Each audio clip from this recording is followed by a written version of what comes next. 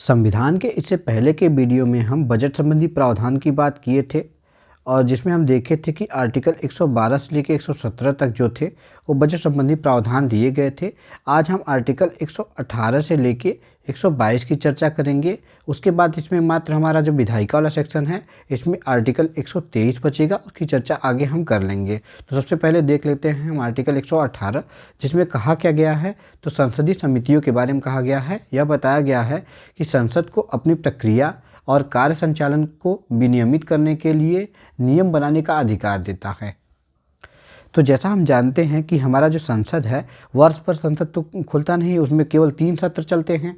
जो हमारा बीएमडब्ल्यू है, हम बताए थे, बजट सत्र और उसके बाद फिर मानसून सत्र और विंटर सेशन, 3 सेशन चलते हैं। तो उसमें सभी मुद्दों पर सभी सांसदों को जो होती है वो संपूर्ण जानकारी नहीं होती है, जानकारी का अभाव होता है। इसलिए वर्ष भर कार्यों के संचालन के लिए तथा विशेषज्ञता को जारी रखने के लिए संसदीय समितियों का गठन किया जाता है। जो पार्लियामेंट्री कमेटी होती है उनकी गठन किया जाता है। और इनका गठन कौन करता है? तो लोकसभा अध्यक्ष करता है और संसद के सदस्यों के समूह द्वारा ही इनका गठन किया जाता है। अब आगे हम देख लेते हैं संसदीय समितियां हमारी जो है कितनी प्रकार की होती हैं।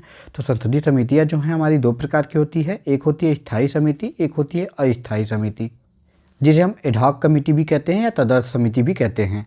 तो अब स्टैंडिंग कमेटी की बात कर लेते हैं या स्थायी समिति की बात कर लेते हैं। तो इसका कार्यकाल क्या होता है? तो 1 वर्ष होता है और यह प्रत्येक वर्ष गठित किया जाता है।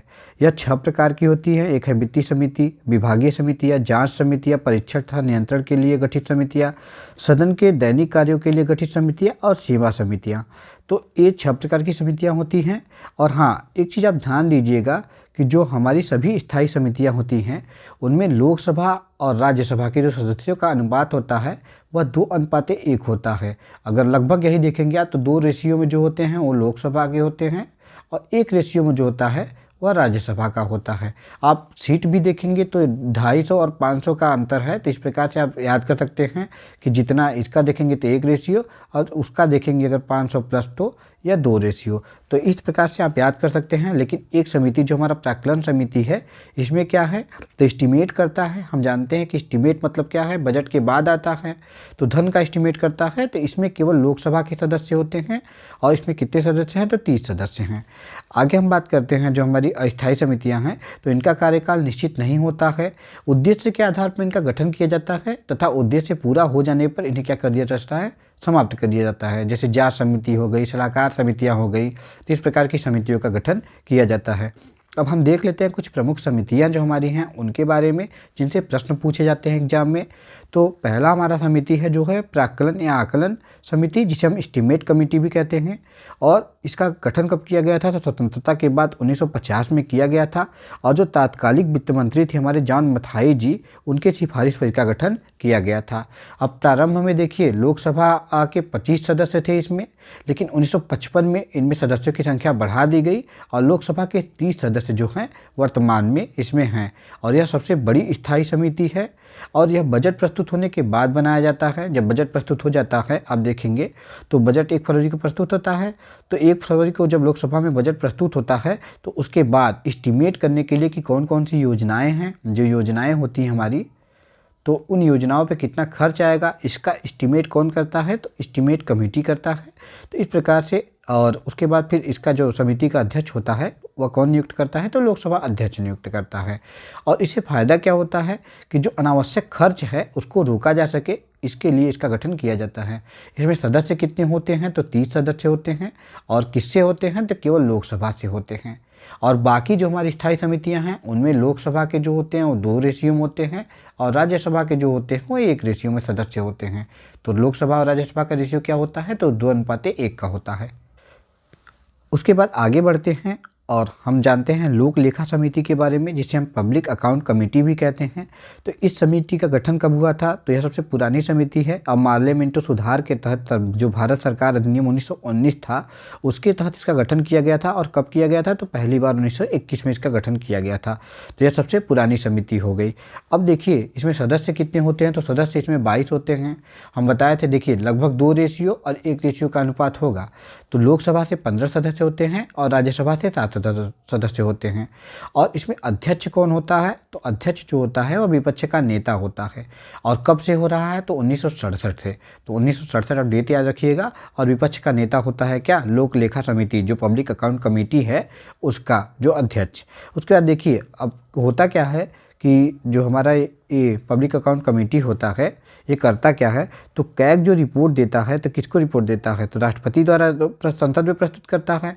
तो यह जो होता है संसद के जो संसद में आता है तो इसकी जांच करता है। और जांच करने के बाद अपनी रिपोर्ट किसको सौंपता है, तो लोकसभा अध्यक्ष जो हैं उनको सौंपता है, जिससे संपूर्ण खर्चों का लेखा जोखा हो जाता है। तो क्या होता है, कैग अपनी जो रिपोर्ट होता है किसको देता है, तो राष्ट्रपति को देता है।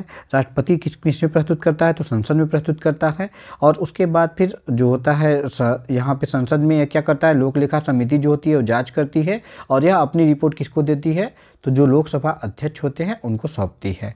तो इस प्रकार से आप देख लेंगे लोक लेखा समिति का कार्य। और इस सबसे पुरानी समिति है और वर्ष 1919 के जो भारत सरकार अधिनियम जो पार्लियामेंट्री सुधार था उसके तहत वर्ष 1921 में इसका गठन किया गया था। और सदस्य कितने हैं, तो 22, जिसमें लोकसभा के 15 और राज्यसभा के 7 सदस्य हैं।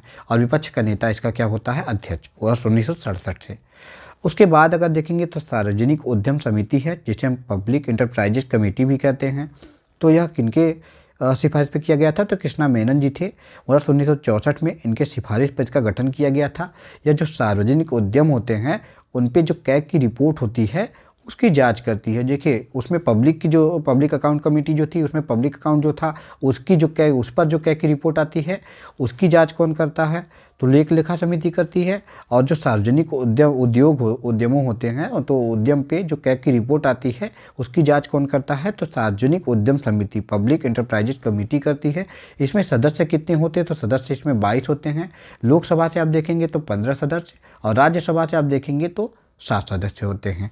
ये सब जो हैं वो आप देखेंगे तो वित्तीय समितियाँ ही हैं। उसके बाद आप देखेंगे तो विभागीय समितियाँ।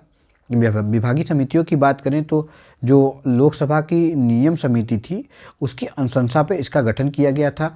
और देखिए 2 स्तर पे इसके गठन किए गए। वर्ष 1993 में 17 विभागीय समितियां बनाई गई थी। उसके बाद 2004 में 7 और बढ़ा दी गई, तो 7 और विभागीय समितियों का गठन किया गया 2004 में। और वर्ष 1993 में कितना की गई थी, तो 17। तो 17 और 7 कुल कितनी हो गई, तो 24 जो है विभागीय स्थायी समितियां हैं, इनका गठन किया गया था। अब इनमें सदस्यों की संख्या की बात करें तो 31 सदस्य होते हैं इनमें। और 2:1 की बात हम किए थे आपसे, तो 31 सदस्य हैं। और 31 में लोकसभा से 21 सदस्य और राज्यसभा से 10 सदस्य होते हैं। अब देखिए होता क्या है कि देखिए इन समितियों का जो गठन किया जाता है तो एक जॉइंट पार्लियामेंट कमेटी भी गठित की गई थी वर्ष 2011 में, जो 2G स्पेक्ट्रम घोटाला था उसकी जांच हेतु। तो इसमें कुल कितने सदस्य थे, तो 30 सदस्य थे। तो लोकसभा से कितने थे, तो 20 सदस्य थे। और राज्यसभा से कितने थे, तो 10 सदस्य थे। और इस समिति के अध्यक्ष जो थे वो कौन थे, तो जो PC चाको जी थे वो अध्यक्ष थे। और इन्होंने रिपोर्ट कब प्रस्तुत किया था, तो वो 2013 में प्रस्तुत किया था। जो मीरा कुमार उस समय जो है क्या थी, लोकसभा स्पीकर थी, उनको इन्होंने अपनी रिपोर्ट प्रस्तुत किया था। तो जो 2G स्पेक्ट्रम घोटाला था हमारा, उसका जो पता लगाया था किसने, तो PC चाको जी ने। तो इसका गठन कब किया गया था, 2011 में। और इसने रिपोर्ट कब प्रस्तुत की थी, तो 2013 में। उसके बाद आगे हम देखते हैं कुछ इंपॉर्टेंट आर्टिकल और भी हैं। तो इसमें देखिए आर्टिकल 120 काफ़ी इम्पॉर्टेंट आर्टिकल है, जिसकी आप देखेंगे तो इसमें क्या चर्चा की गई है। तो संसद में जो भाषा प्रयोग की जाती है, जो संसदीय भाषा जो प्रयोग की जाएगी, संसद में प्रयोग की जाने वाली जो भाषा है उसके बारे में इसमें चर्चा है। और यह बताया गया है कि संसद की कार्रवाई में या तो हिंदी का प्रयोग किया जाएगा या तो अंग्रेजी का प्रयोग किया जाएगा। लेकिन हाँ, कंडीशन ये है कि मान लीजिए कोई सदस्य है और उसे लोकल लैंग्वेज केवल आता है, तब क्या होगा कि तो अगर वो राज्यसभा में बोल रहा है तो वहाँ के सभापति से, और लोकसभा में बोल रहा है तो लोकसभा अध्यक्ष जो लोकसभा स्पीकर होते हैं उनकी अनुमति लेगा, उसके बाद अपनी मातृभाषा में वह बोल लेगा। क्योंकि वहाँ पे आप देखेंगे तो ट्रांसलेटर भी लगे रहते हैं, तो ट्रांसलेटर की सहायता से ट्रांसलेट किया जा सकता है। उसके बाद अनुच्छेद 121 है। इसमें क्या कहा गया है कि संसद में किसी भी उच्च न्यायालय या सर्वोच्च न्यायालय के न्यायाधीश के आचरण पर चर्चा नहीं की जाएगी। कि कोई भी हाई कोर्ट है या सुप्रीम कोर्ट है तो उसका जो भी न्यायाधीश है उसके आचरण पर चर्चा नहीं की जाएगी। हाँ, यदि महाभियोग लाया जाता है, जैसे महाभियोग जैसी प्रक्रिया से हटाया जाता है, राष्ट्रपति अगर कह देता है तो राष्ट्रपति के हटाने वाले विधेयक पे ये लोग विचार कर सकते हैं। उसके बाद अनुच्छेद 122 है, इस पे देखेंगे आप तो न्यायालयों द्वारा जो संसद की कार्यवाही है उसकी जांच नहीं की जाएगी, इसकी चर्चा है। और कोई भी कोर्ट जो संसद में हो रही कार्यवाही है उसकी जांच नहीं कर सकता है। लेकिन हाँ, जब संसद कार्यवाही पूरा कर लेता है और कोई भी कानून बना देता है, आप देखेंगे तो कोई भी अगर कानून बन जाता है तो कानून पर जांच करने का अधिकार किसको होता है? कोर्ट को होता है। सुप्रीम कोर्ट, हाई कोर्ट ये सब कर सकते हैं।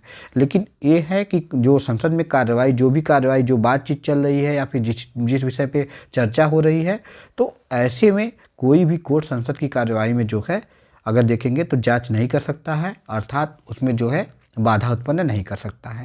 तो इस प्रकार से हमने जो है आर्टिकल 118 से लेकर 122 तक कवर कर लिया है। आर्टिकल 119 जो है बहुत इंपॉर्टेंट आर्टिकल नहीं है। अब आगे हम जो बात करेंगे आर्टिकल 123 की बात करेंगे, जिसमें क्या है, अध्यादेश की चर्चा की गई है। धन्यवाद।